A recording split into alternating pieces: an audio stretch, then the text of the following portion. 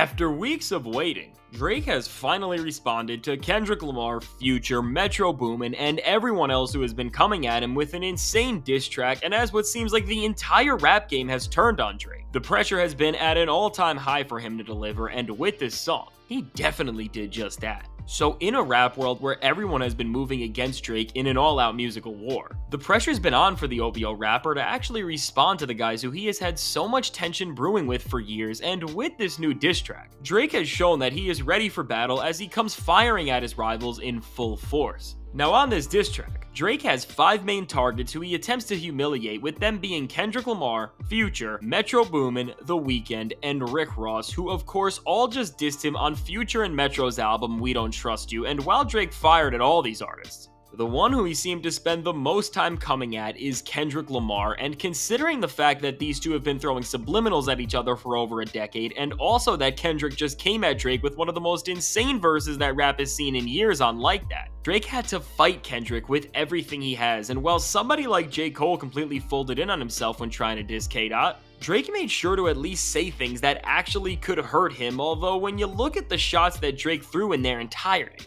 he made one mistake that may end up costing him this entire feud. But before we can understand that, we have to look at the way Drake designed this performance as a whole to not just clap back at Kendrick, but to play on and subvert the very ideology of his sentiments on Like That as a whole. Whether Drake responds to Kendrick's Prince outlived Michael Jackson bar with a line like "What's a prince to a king, he a son," or he says "You won't ever take no chain from us" to fire back at Kendrick's line "I'm snatching chains and burning tattoos." The way Drake plays on a lot of what Kendrick said on Like That shows that Drake didn't just do his homework coming into this battle, but also that he's still able to dissect all of the chips his opponents threw out against him and throw them right back in their face. And in a battle of this level, this is a skill that can help him hold his own at all times. A lot of the shots Drake throws at Kendrick are both pretty clever and funny, such as when he disses Lamar's shoe size with a bar like "How you big steppin' with a size 7 men's on," and the whole bit where Drake clowns Kendrick for doing features on pop songs with artists like Maroon 5 and Taylor Swift is a nice dig at Kendrick for what it is, but as these disses are nothing more than just some light jabs,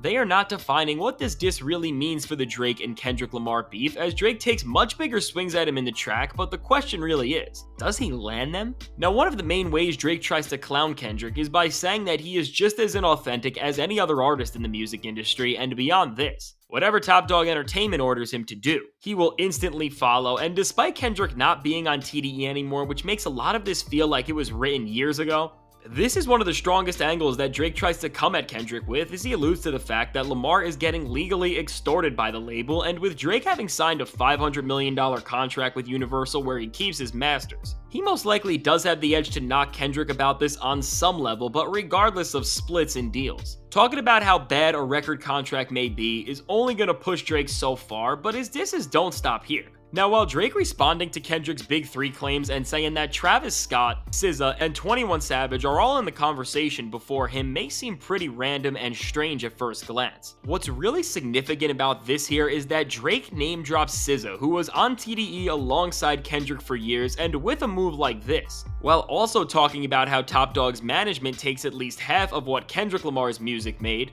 he's being really tactical as he's doing all of this to try to tear up Kendrick Lamar from the inside. And beyond this, Drake does not stop here, and possibly for the worst, as overall, the line that is going to end up holding the most weight from this track when we look at it in its entirety is when Drake says, "I be with some bodyguards like Whitney." And while on the surface, this is just a line where Drake is boasting and making a reference to Whitney Houston and her starring role in the film Bodyguard, when you understand the fact that Kendrick Lamar's wife's name is Whitney, you realize that this bar serves as an attempt to get under Kendrick's skin with a reference to something in his private and personal life, and by doing this, while it may seem super diabolical and show that Drake is operating on a level where he is willing to destroy anything in any way possible, when you know all the facts, you really gotta ask yourself if Drake has learned at all from his last massive feud, because after mentioning Pusha T's wife's government name on his track Duppy Freestyle, Push came and handed Drake the biggest L of his career with the story of Adidon, but overall, aside from this possible mistake.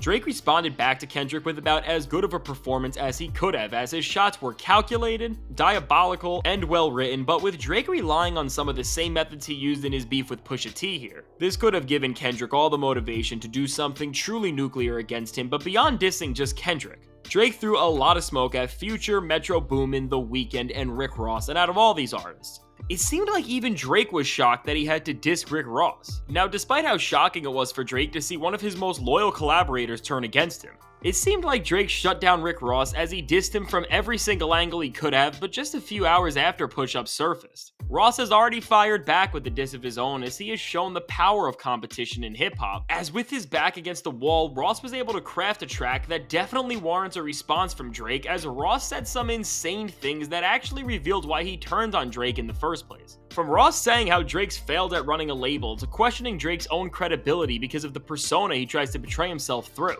Ross throws out some pretty solid shots at Drake, but beyond the jabs, what makes this cut insane in its own regard is where Ross says, "Told you, stay scheming, I predicted my fate," which is obviously referring to his collab with Drake and French Montana, and with Ross's message on the song being very clear about the fact that he will always be by the side of his friends. Later in the track, we find out that he wasn't just defending any friend, but French Montana of all people, as Ross says that Drake threatened to take legal action against French to avoid having a collab of theirs on his latest project Mac and Cheese 5, and regardless of what you think about French. This is wild for so many reasons, as beyond showing just how loyal Rick Ross is to his collaborators, we now know that Drake went as far to threaten an artist who has worked with him so closely in the past with legal action. Now, the only thing that holds this diss track back is the fact that Ross drops this insane information just by blabbing on at the end of the diss and not actually by rapping it, but still. For the insane things he revealed about Drake and for taunting him with details that were placed in the track, like the clip where Drake says his favorite rapper is Rick Ross. While he won't definitely get the fanfare that Drake has gotten, it's clear that Ross and Drake are going to have even more back and forths if either of them wants to walk out as the clear winner against one another. Now, right behind Kendrick, the rapper who Drake comes at the most here is Future, and as Future has had some of the most successful moments of his career while working with Drake, Drake had a much stronger angle to enter the ring against him with, as he immediately comes at Future on this track talking about how he gave him his first #1 song, and throughout the rest of the cut, he taunts both Future and Metro, saying that they are seemingly obsessed with him, and while not the craziest line technically, Drake telling Metro to be quiet and make some drums is one of the most memorable moments on the entire track, and is definitely going to stick in people's heads all the way to the point where Future and Metro will have to respond, otherwise it will seem like they already lost. Now, after over a decade of tension, another artist who got some shots thrown his way on this track was The Weeknd, as Drake came at him for seemingly abandoning Toronto and faking his relation to their city, but he doesn't stop here, as he clowns The Weeknd for giving Future and Metro so many features and also allowing his manager to apparently blow a lot of his money away.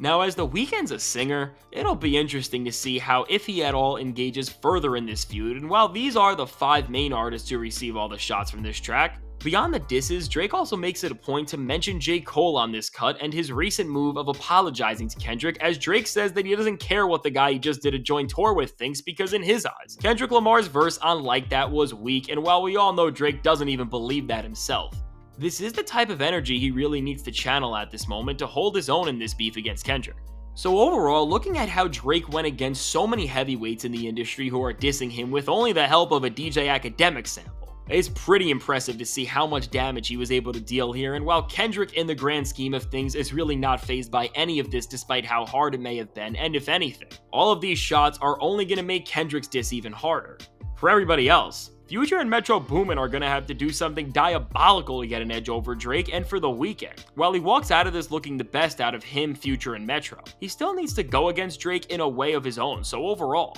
this track definitely succeeded in what it was trying to do for the most part. Now, with a lot of the people coming at Drake seemingly being put to rest for a while with this track, we are now left looking at the center stage matchup of this entire beef, which is of course Drake versus Kendrick Lamar. The balls have been placed right back in Kendrick's court, as after getting the most direct and personal shots that have ever been thrown at him in his entire career, it's now time for Kendrick to prove once and for all who the king of this generation is, as Drake has stood up and challenged him in a way that no other rapper has ever, and while Kendrick still may be the favorite in this beef, Drake is definitely going to push him to the limit. This is really amazing for hip-hop, as we are witnessing a battle unfold between the 2 most important rappers of our generation, and no matter what side you are on and who you want to win, just appreciate watching these two go at it in a way that is truly changing everything in rap music. So let me know, what do you think of Drake's new diss track, and who do you think got hurt the worst, and who do you think is going to come out of this situation on top? I can't wait to hear what you have to say, and if you want to see my video where I rank every album that's ever been released between Drake and Kendrick Lamar, all in order to find out who the best artist of them truly is, check out the suggested video.